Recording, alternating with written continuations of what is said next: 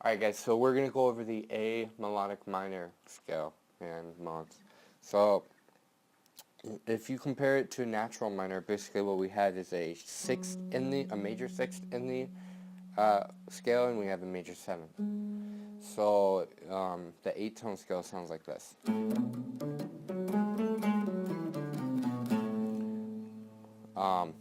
The full scale is...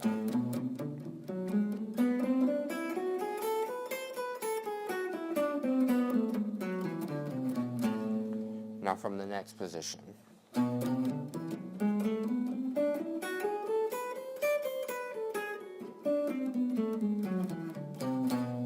And from the next position.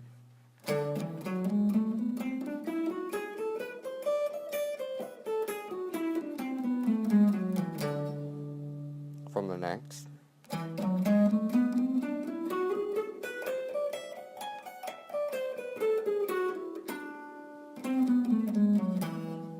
And from the last position.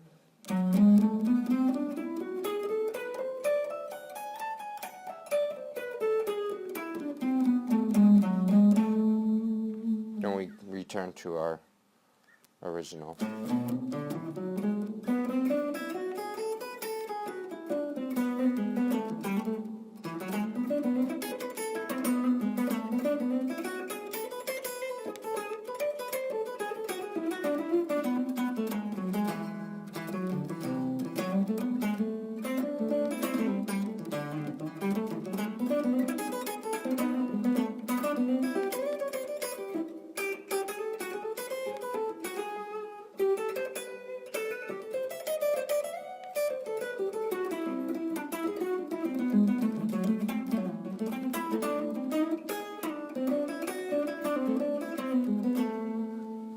Okay, so I want to talk about our diminished arpeggio.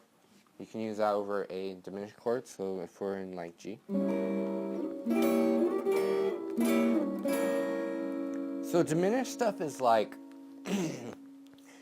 you can do it by the, I believe it's four notes up. So like if you were in, you could play it on that B flat, you play it on that C sharp, and I'm talking about where my bass note is on my first finger, and I could play it on the E and restart. So it's kind of symmetrical in a way. So if we're like playing in A, or let's go back to G, what we could do is we could go like this.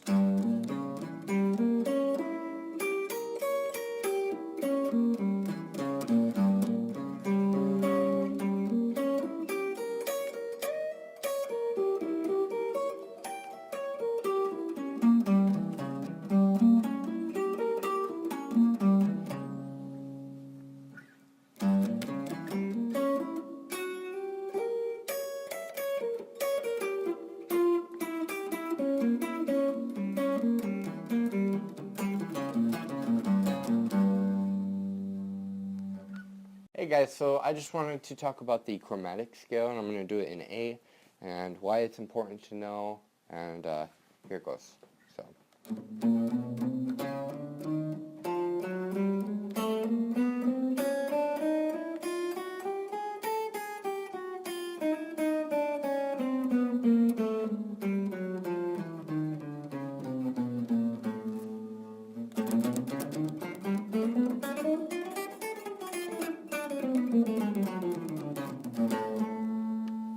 Alright guys, so I want to talk about the harmonic minor scale. It's basically just an E natural scale with a sharp 7, or with a major 7 in it. So I'm going to do it in E, and this is how it sounds.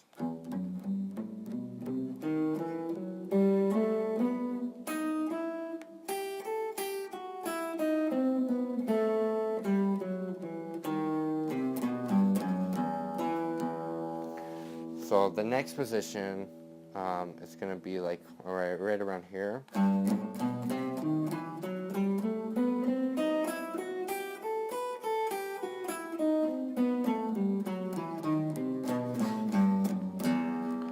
next position is going to be right around here.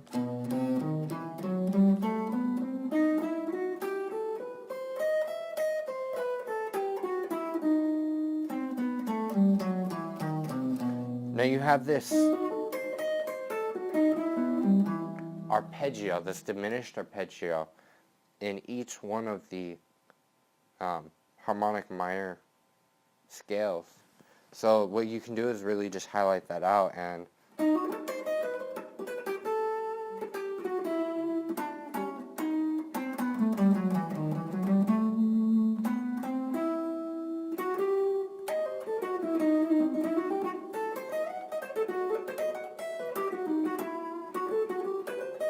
then the next position we got is right here.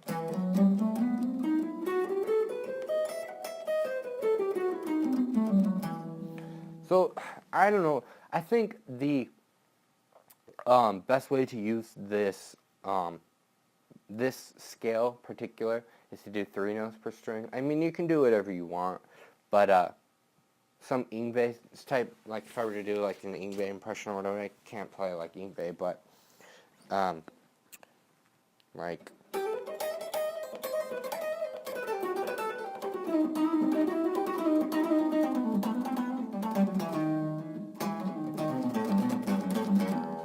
or he'll do like, I don't know, he might do a run like up the neck, like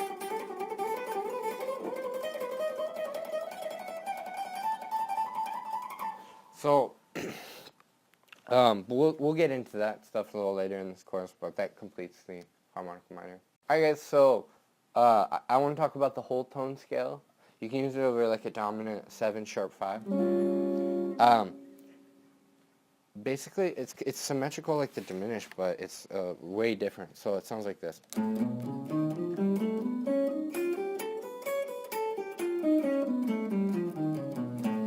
So it's literally just whole tones all the way up the scale. So I mean, you could play it on this pattern,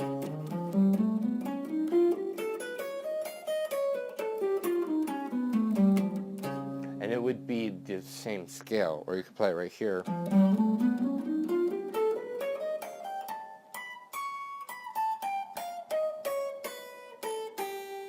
All whole tones.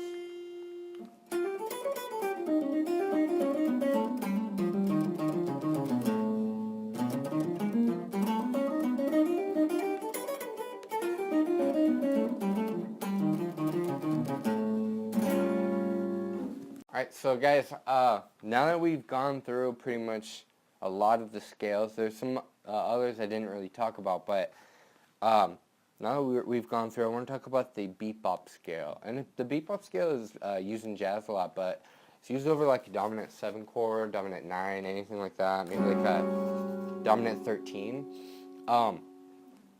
But it's like a Mixolydian mode with some color notes, so it sounds like this.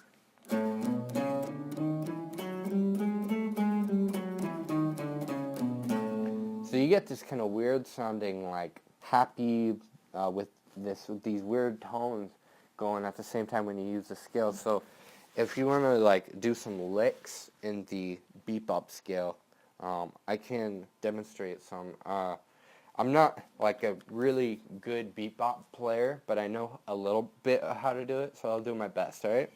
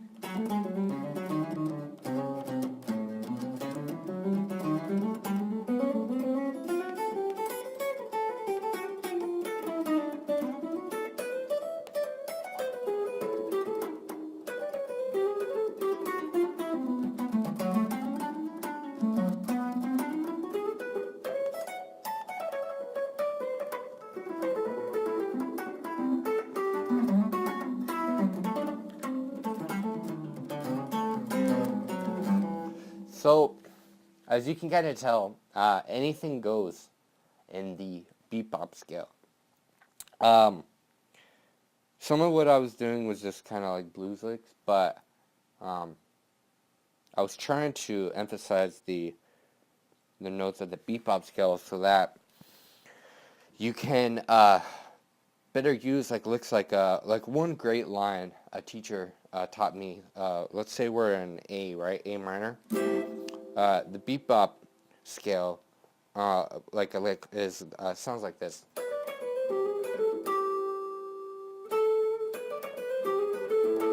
Or something like that. So I added to it, and I decided to do like a Pat Metheny type lick, and go chromatically down in thirds. So sounds like this.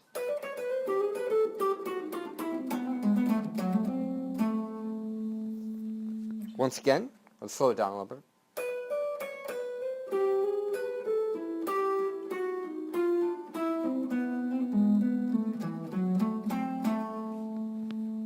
And sped up.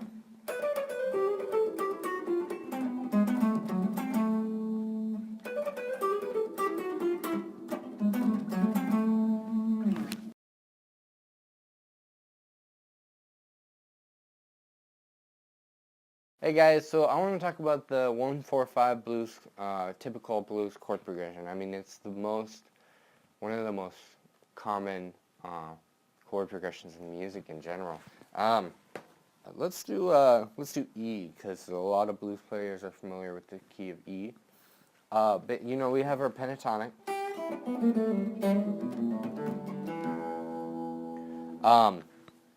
Now we have when we go to our 4 chord, we really want to emphasize the 3rd and the 7th. So that would be like these notes.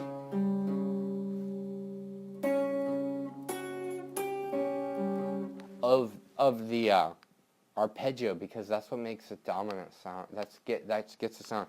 Now you can also use the Mixolydian mode over the 4 chord.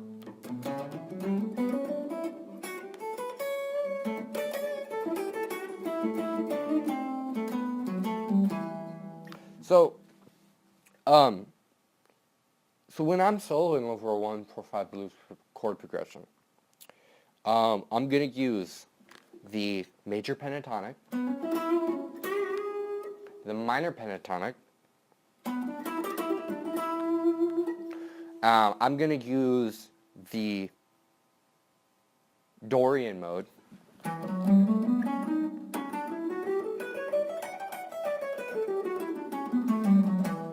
And I'm going to use the Mixolydian mode.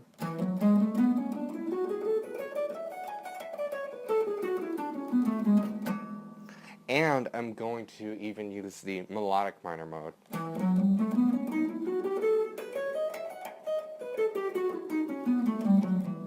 I don't really use the harmonic minor mode over blues type playing, because I don't think it really sounds that bluesy. But so I might change the scale that I'm playing when I change to the 4 chord, for example. And this is what I do a lot of.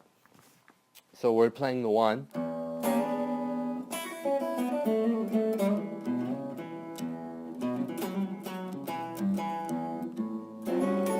Now I'll do like a Mixolydian type thing.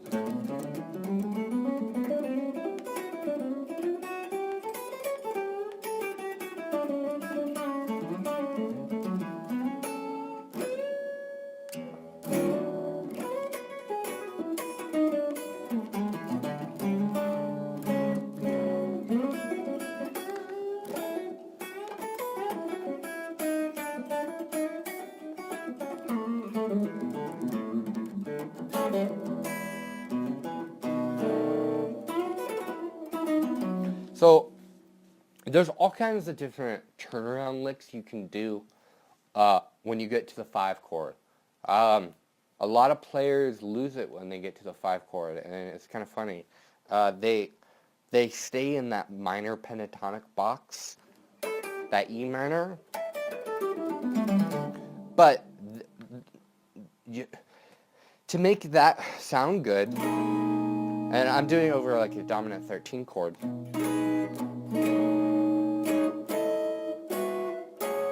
To make that sound good, you really have to emphasize the third and the seventh of that chord, and so it's over a dominant 7, of course, right? So you would use like you can use you wouldn't use like you could use like a minor pentatonic, a B minor pentatonic, but you would need to make the third sharp, so it'd be like a major third instead of a minor third, because that way you're going to get the sound of the dominant. But for example, you can use the Mixolydian mode.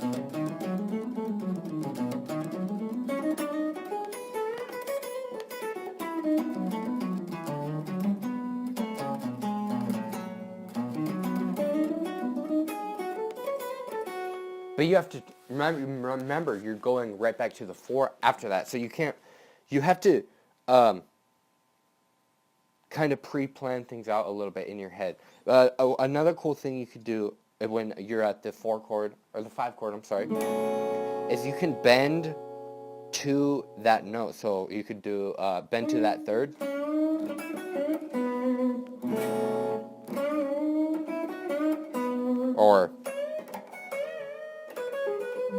And then when you go to the 5, maybe do something like similar.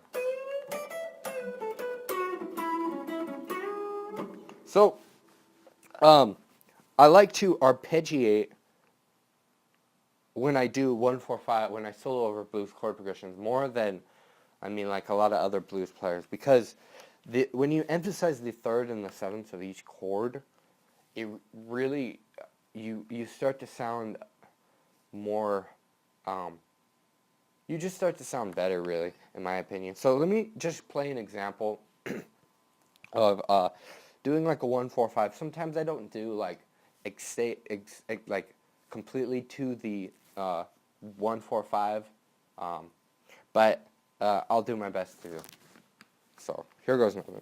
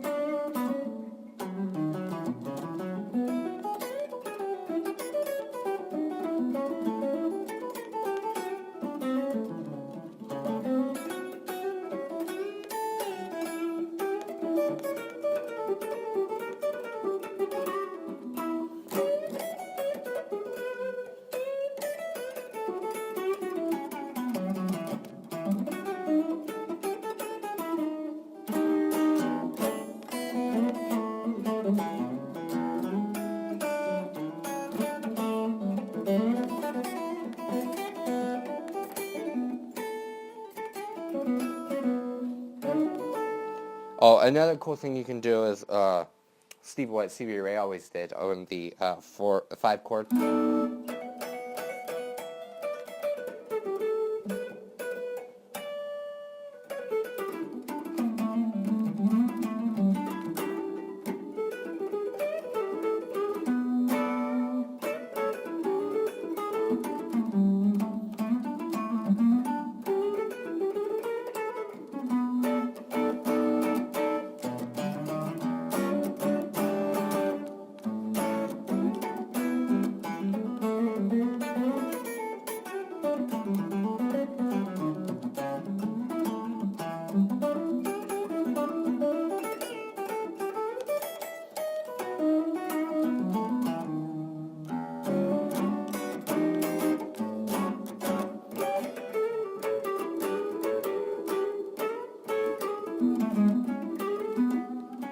So I kind of went into a chord progression Stevie Ray Vaughan uses in, I believe it's called Testify.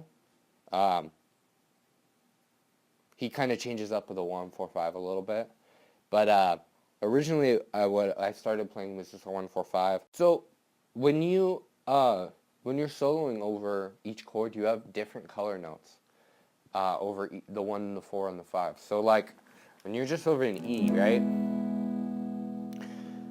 You have all the color notes of the E, so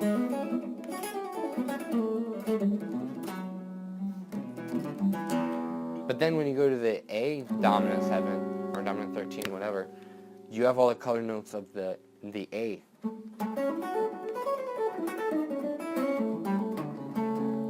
And then when it does go to the 5, you have all the color notes of the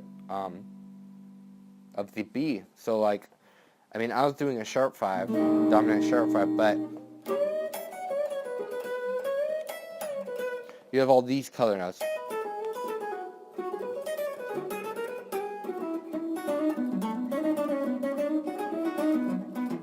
Hey guys, so today I want to talk about soloing over a minor 1-4-5.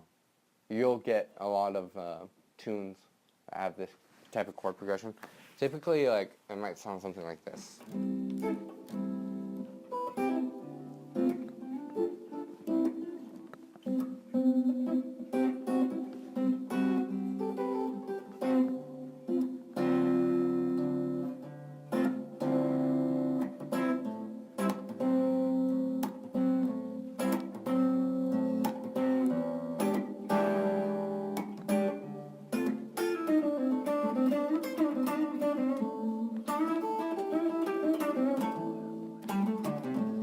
So, when you're soloing over a minor 1-4-5, you just have to know is that the third of it is always minor, so you never want to play the major third.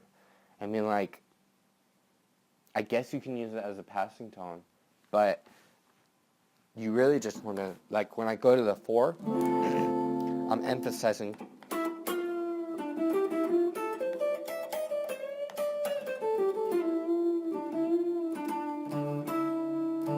I'm really emphasizing that third, or trying to at least. And when I go to the 5, I usually just, I'm probably just going to go E minor pentatonic.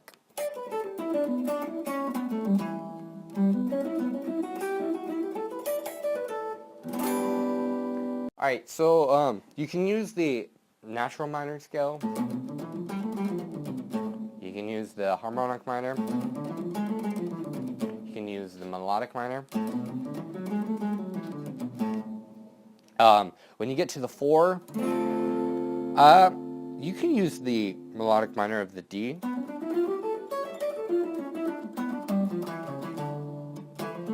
I don't see a problem with that. It would be mainly used over one of the major minor chords. When you go to the E,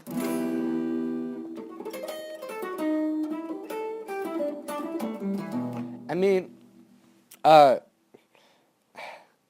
you can do, like, I guess if you're doing a 1-4-5 minor groove, I mean, I guess you could do the melodic minor and harmonic minor, but that's just kind of being fancy. I like to stick to the pentatonic.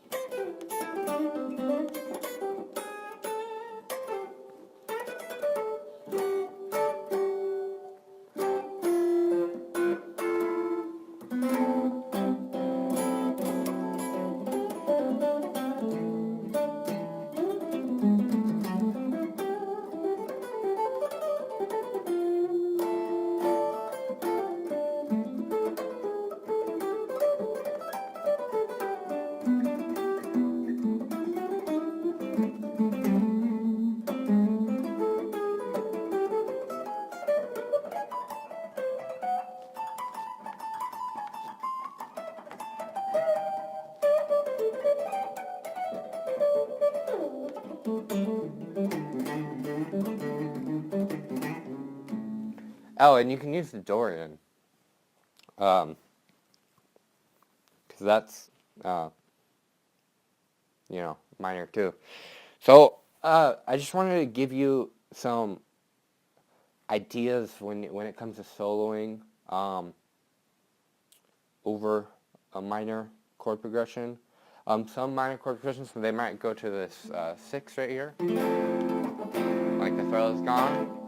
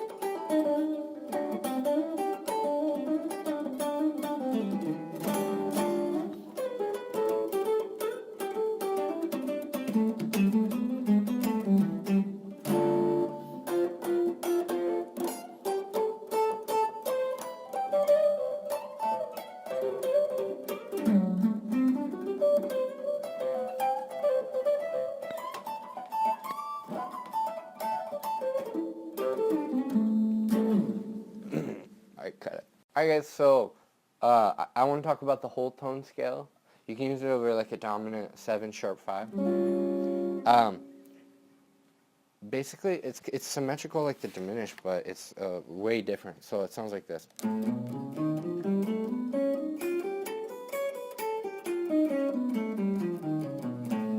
So it's literally just whole tones all the way up the scale. So I mean, you could play it on this pattern.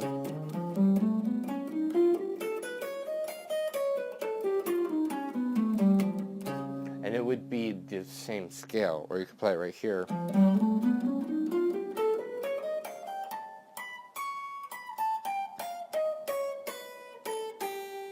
All whole tones.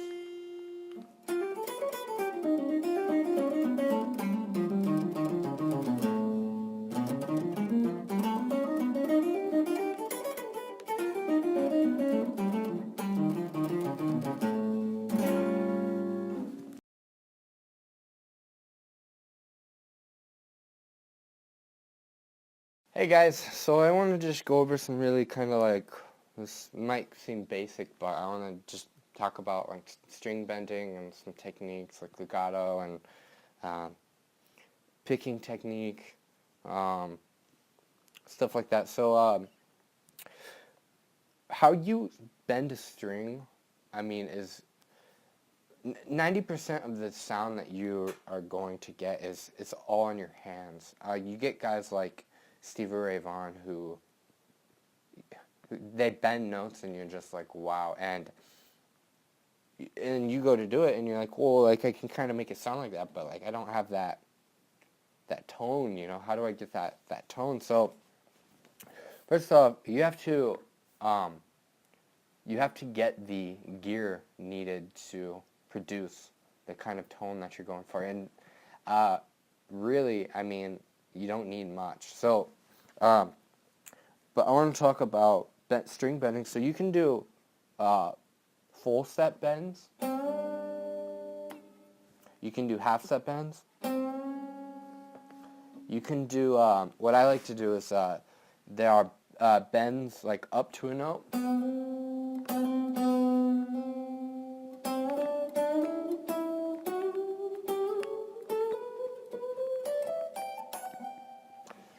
I think Eric Johnson uses that technique a lot. He's a lot better at it than me. But so another thing you can do is this technique called legato, and you're basically just like picking. You're not picking very much. You're just picking the like absolutely essential notes. You're just hammering on and pulling off everything. So like like a G major legato lick.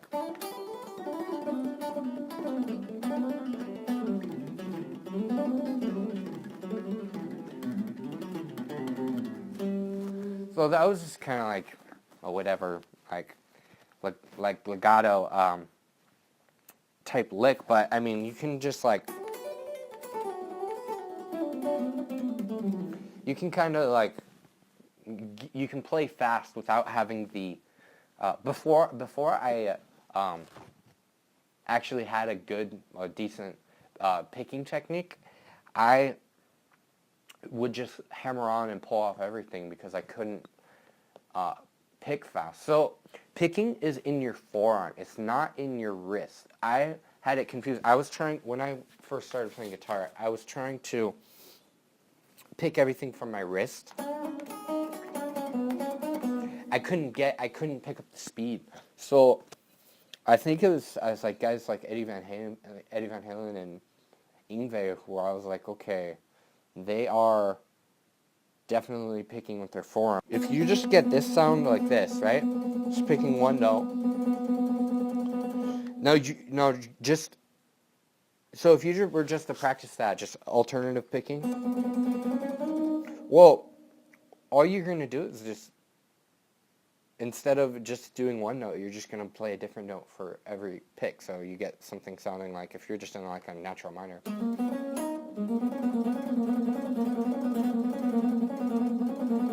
And then we can go up the scale, right? So we can go like this.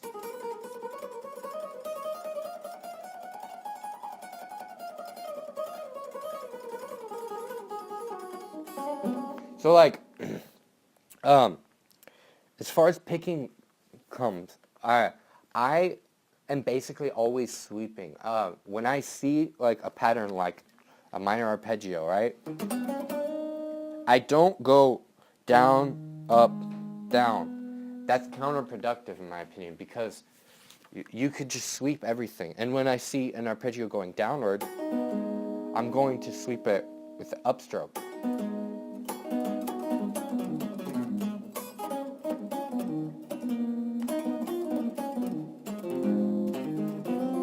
So,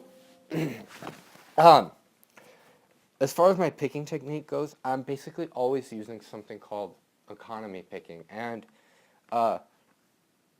basically what you're doing is you're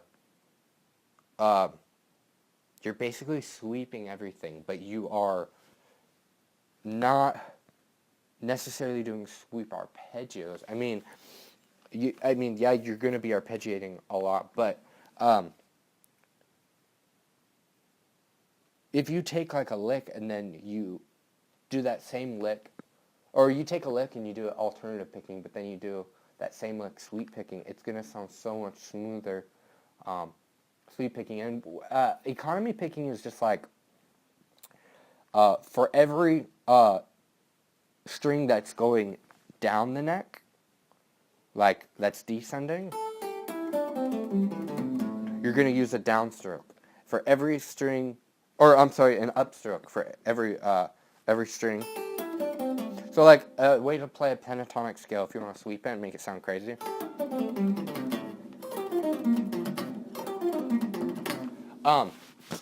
That is just a kind of like Frank Gambale type lick, but that's just pentatonic and it's just being swept. So what I'm doing is I'm doing this initial sweep, and then I'm going downstroke, upstroke, and then I'm sweeping the rest, then downstroke. So now I can take like an arpeggio, like a C major 7 arpeggio, and if I want to do it really crazy, I can do it like this.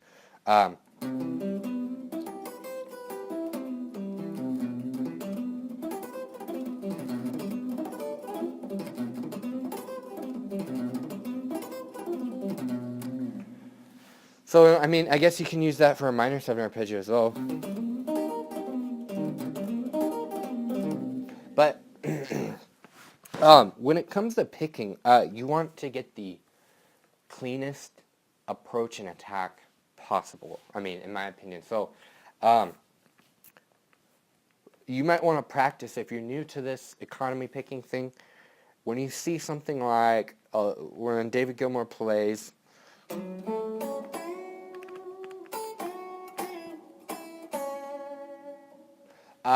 sweep that lick, you know, because I'm pretty sure he did. So in the video, I'm going to be showing you some exercises and things you can do to warm up and to increase your technique. Hey guys, so I want to go over some ways you can warm up and improve your technique.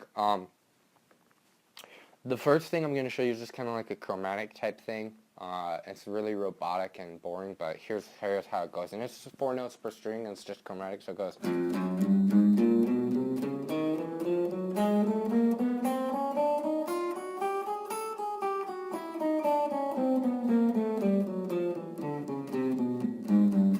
So when I get to the high note, I just slide my pinky up 1 fret, and then when I get to the low note, I just slide my first finger up 1 fret. So it connects and it doesn't stop, so you get.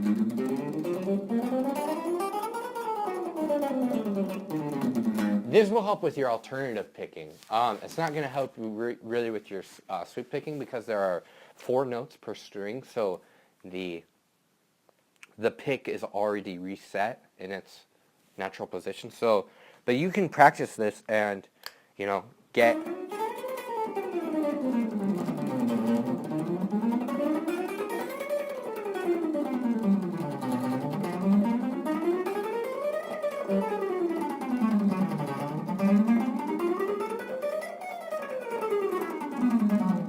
Yeah, you got to make sure that you're getting each note, you know. And so,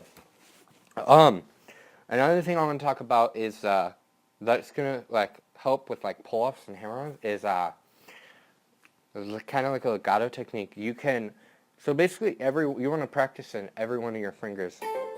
So let's take we got like a pentatonic shape. Practice hammering on that for like a minute or 2.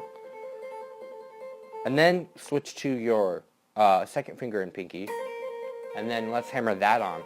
This will increase your legato technique. And then you're going to want to do your third finger and your pinky. Practice hammering that on for a while. And then you maybe want to try like a shape like we were playing in G major. So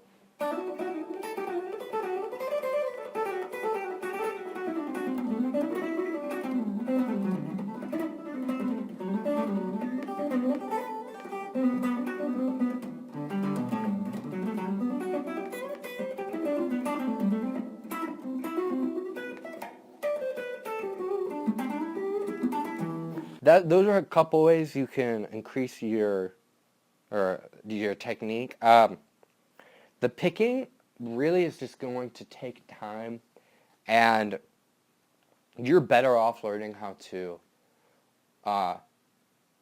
economy pick right away. I neglected it for a while, and I just alternative picking. And I mean, you can do a lot of cool things with alternative picking. It's just harder to do. I mean, it's actually harder to alternative pick than to economy pick because it's just more physically demanding. Like, if I was going to do like 30-second notes, like just in a G major scale, like that's much more demanding to me to. I mean, I guess in that type of lick, I would have to alternative pick, but like, I try to stay away from those kinds of licks because I just think sweeping has such a better tone.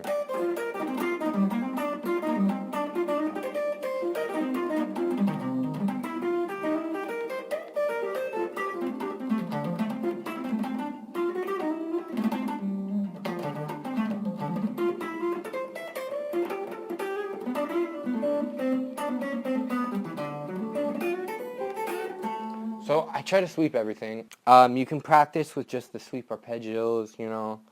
There's also the arpeggios with just like, you know, or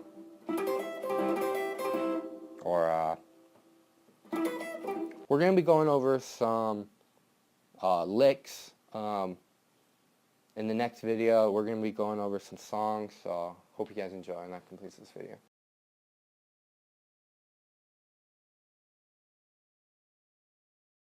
Hey guys, so I want to talk about the 2-5-1 chord progression. It's the most commonly used chord progression in jazz and pop. So if we're in G major, the 2 is what? The A. So we're going to do an A minor 7. The 5 is, we're going to do a dominant 9. And then we can just got a normal G major 7, right? Maybe do that chord. So, So we're going to practice soloing over that chord progression. And it's hard because I don't have somebody to back me up right now. But we're going to go through the modes you can use for each chord. And so for the for the 2 chord, you can use the minor pentatonic.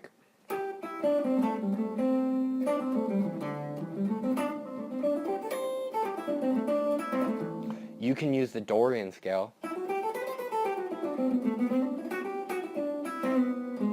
You can use the melodic minor.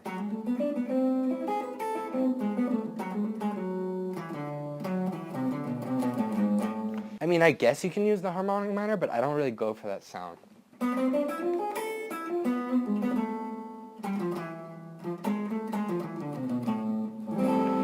And then, so, for example, so a lick. So you're playing, you're going to want to play a lick that's going to end up letting you resolve better to that D.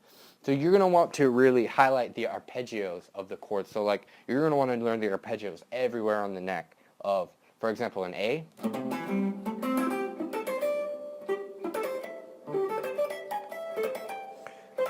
You're just going to want to know every arpeggio. I mean, that wasn't really that good of an example, but we got the 2 chord, right?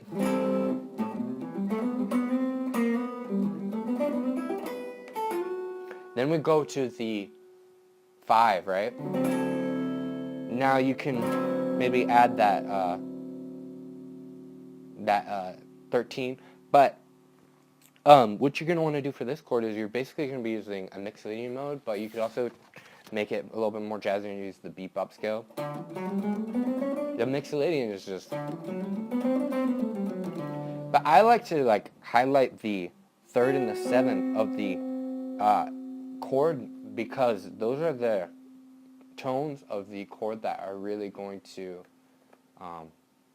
stand out. So for example, like I might play a lick that is around that major 3rd of the D. So I'll be like,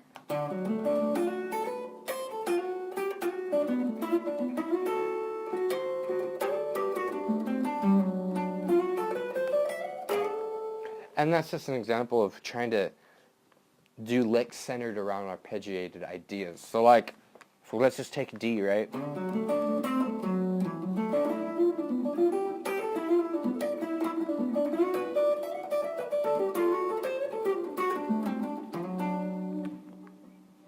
So all that you can do over your 5 chord, and then when you go to your 1 chord, you can do either your Ionian mode,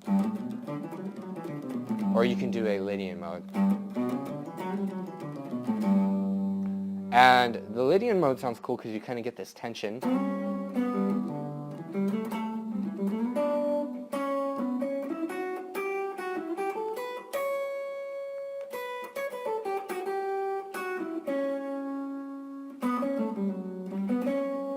So, I'm just going to do a little solo over it. I'm not the best jazz player in the world, so don't judge me. All right.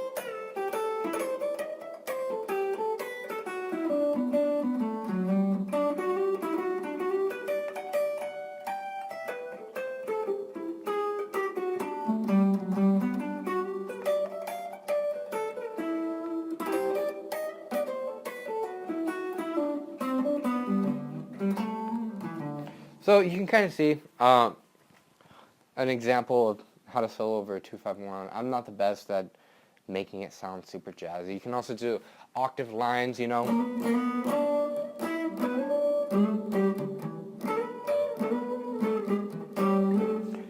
Wes Montgomery uses his thumb. A lot of guys use their thumb. Gets a sexier sound.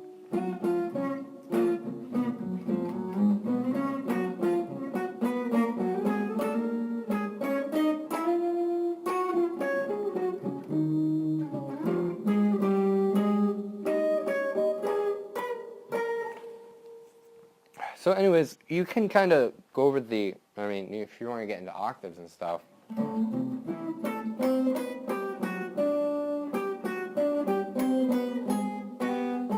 Alright guys, so I'm just going to be going over some licks. I thought maybe some Stevie Ray Vaughan would be cool to show everybody, so let's do Texas Flood. Alright.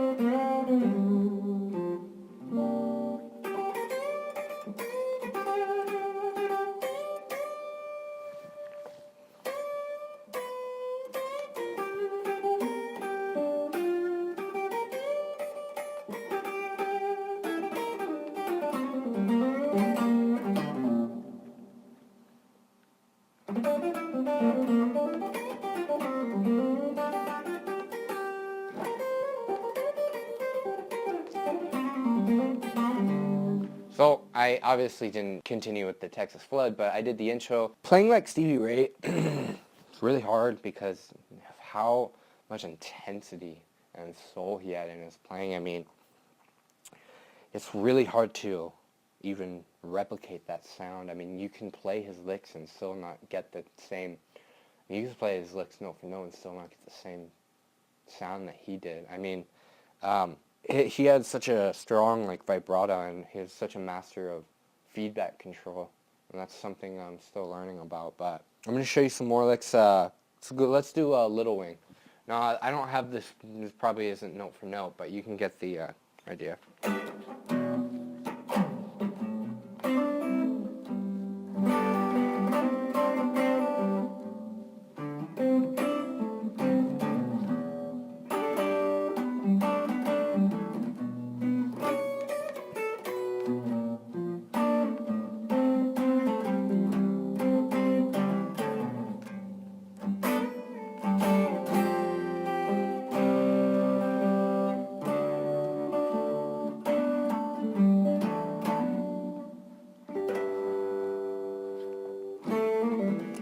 So if you're going to solo over Little Wing, just use the chords.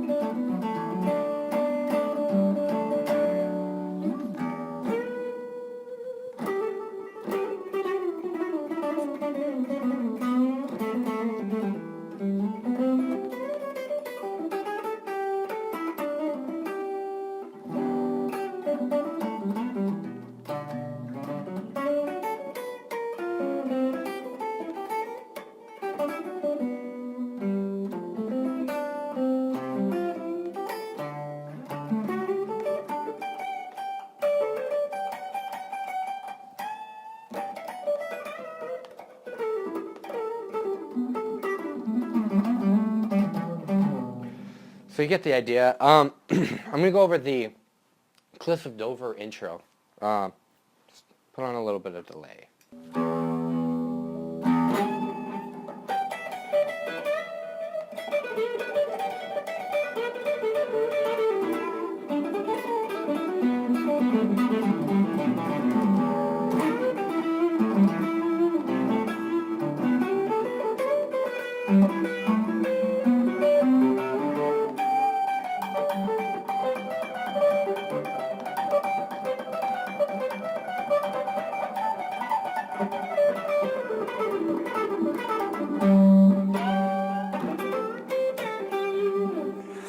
The chorus to that is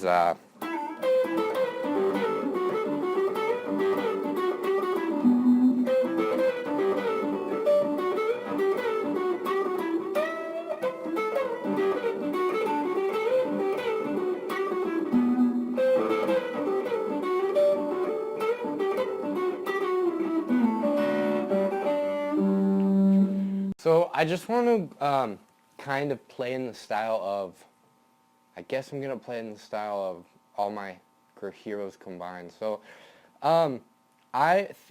Stevie Ray Vaughan is one of my guitar heroes. Eric Johnson. I really like Jimi Hendrix, and I actually like John Mayer a lot too. That's where I get a lot of my ideas from, and I'm just gonna demonstrate some ways to go about getting a really good blues sound. So.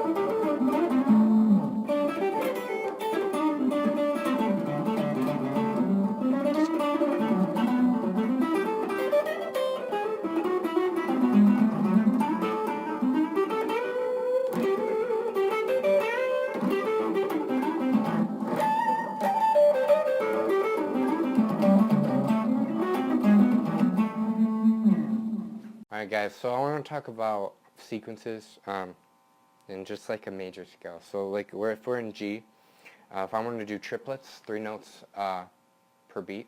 So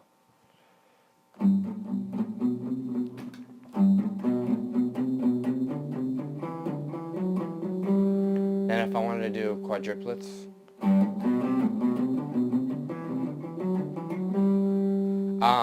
now I could descend that.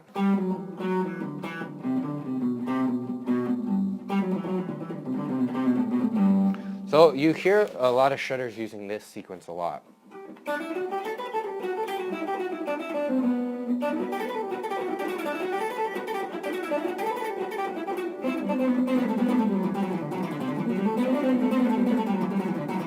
So basically what they're doing is they're just doing a descending lick and fourths.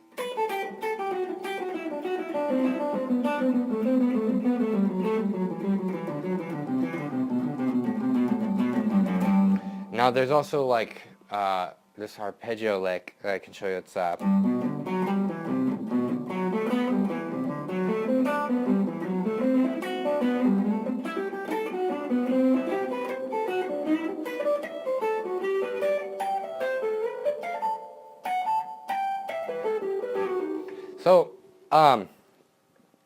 That one is really cool because you can just play arpeggios in G major or arpeggios in the G major scale all day and it never gets old. So that one's cool.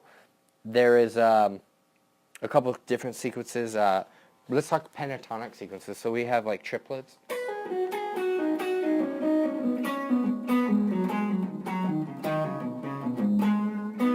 But then we have quadruplets, which is like.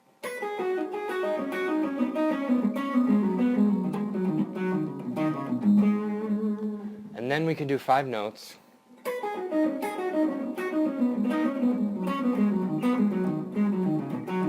And so on. So I find myself doing fourths and quadruplets and doing groups of 5 at the most. I think that's what Eric Johnson does. Like a typical like Eric Johnson like lick is he'll play something like a zap. I think it's like this.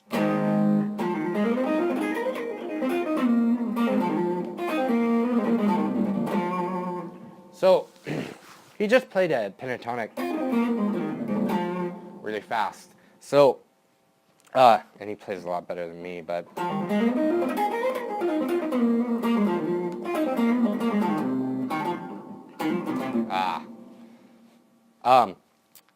so one thing I want to talk about is doing this kind of like Eric Johnson type thing with doing major and minor thirds.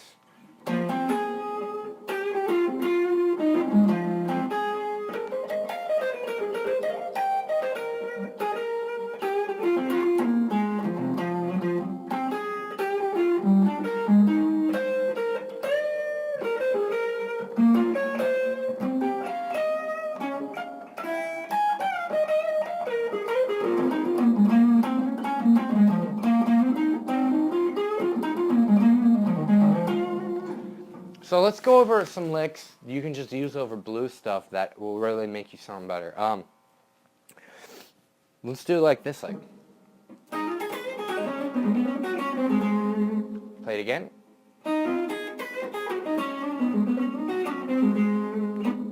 So it's like anything goes, man. There's no rules. You know, a lot of blues players are doing stuff that they don't even really know what they're doing. So I'm just gonna play like a 1-4-5 and see how it goes. So.